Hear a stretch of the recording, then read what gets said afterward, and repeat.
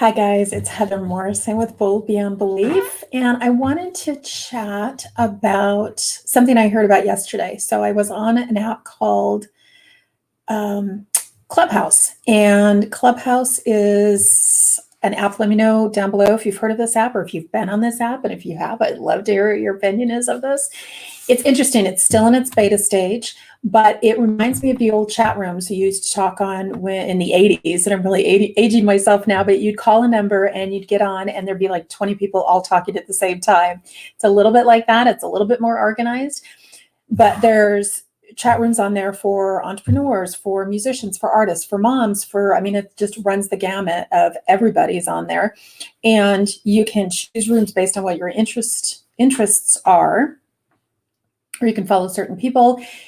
It's nice in that there's no video, right? It's only audio. So you don't have to, there's lots of people calling in and they're on the treadmill or wherever, or they're in the car. And so it's nice in that respect. It's also nice because the people you have access to are huge names, and they're dropping all this information and giving hints and ideas and tips and, hey, reach out to me directly. I'll hook you up with somebody.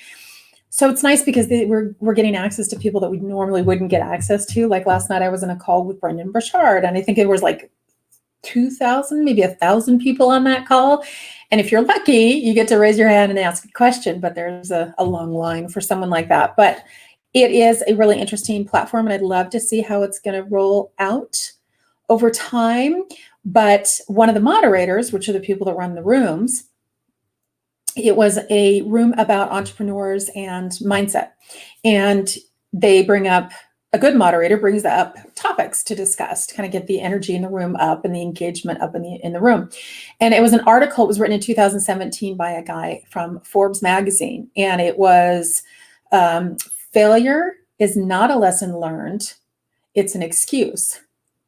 And I thought, well, that's interesting. That's a very black and white statement. Doesn't offer a lot of gray area in there. I don't think it tells necessarily the entire story. So I thought it would be a good teaching moment. I thought it would be a great way to kind of jog your thoughts this week. And I really encourage you to kind of explore the idea of what failure means to you. And are you using it as a lesson learned, or are you using it as an excuse? I think failure is only a failure if you don't learn from it, make changes to your strategy, and then approach it in a different way. So let me give you an example. When I was younger, I dated horrible, horrible guys.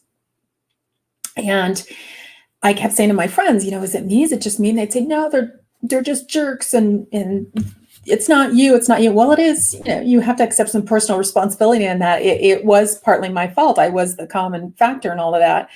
And I certainly wasn't responsible for their behavior, but I was responsible for allowing them to continue to come back into my life and me seeking out the same kind of guy. So that it was, an excuse, right? In that respect, that was the excuse, the failure over and over and over again. I used the excuse, well, I just picked bad guys or whatever. So once I realized why I was picking those bad guys, then I was able to take that information, create a different strategy, make changes based on that feedback, and move forward. And I found an amazing man who's now my husband. So I don't think, I think failure can be a success, right? Something that's happened in your life can be a failure and it can be a success. So kind of the different sides of the same coin. So Jack Canfield has a great little formula for this. And I think I've mentioned this before. It's E plus R equals O. E plus R equals O. I'll give a little banner for that because I love it so much. E plus R equals O is event plus reaction equals outcome. Event plus the reaction equals the outcome. So you can't necessarily control the event or the failure, right? You get on a bicycle, you run into a tree, you ran into a tree. That was the event that happened. Your reaction to that is going to dictate your next outcome. So your reaction to when you ran into that tree, what did you do? When I dated the bad guys, what did I do? Right? When you failed and lost a lot of money in your business, what did you do? What was your reaction to that event or to that failure? That's going to dictate the outcome, right? That's going to dictate whether or not it's truly a life lesson or it's an excuse to stay stuck. So I appreciate his article in the respect that it kind of got my brain thinking, but it's, again, very black and white thinking. It doesn't really tell the entire picture because, again, I think that it could be a life lesson and an excuse depending on your perspective, depending on if you use it as your reason to stay where you are or your reason to move forward. So again, going back to that kid analogy on the bicycle, that if you run into the tree, that's the event, your reaction to that, okay, I'm going to sit down and I'm going to take a beat and I'm going to figure out why I did that. Oh, okay, because I held the handlebars like this and I didn't course correct. Well, if next time I see a tree, I move the handlebars a little bit, that will determine a different outcome. And it's the same thing with me with the guys that I was dating, right? I continued to have bad guys and bad relationships, but I took a beat. I looked at what I was doing. I changed my reaction to it, right? I changed what I allowed in my life, and that determined a different outcome. Dean Graziosi, if you don't know who that is, genius guy. And he has a great little saying, and I think he heard it from someone else as well, but that the smoothest stone in the river is the one that's in the most turbulent water, meaning that it's because of that turbulence and because of that, rockiness, all the events that were going on around them. It didn't start off as a smooth rock. It started off as a jagged rock, as most rocks do, and it became smooth over time because of all of the things that were going around it, because of those quote unquote failures, right? The people that succeed the most are generally the people with the bloodiest knees. They're generally the ones that fail the most as well. If you listen to Dyson, the guy that came up with the Dyson, he said, and he knows the exact number of times he failed. I think it's like 5,267 because he counted. All of those failures could have been a reason or, to keep stuck or a reason to keep moving forward.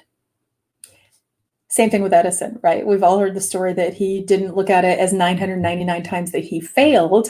He looked at it as 999 times that he learned a life lesson. He made a little adjustment based on that, and he determined a different outcome each time. And ultimately today, you and I are sitting underneath light bulbs and not in pitch black because he did not allow that as a reason to stay stuck or as an excuse to stay stuck.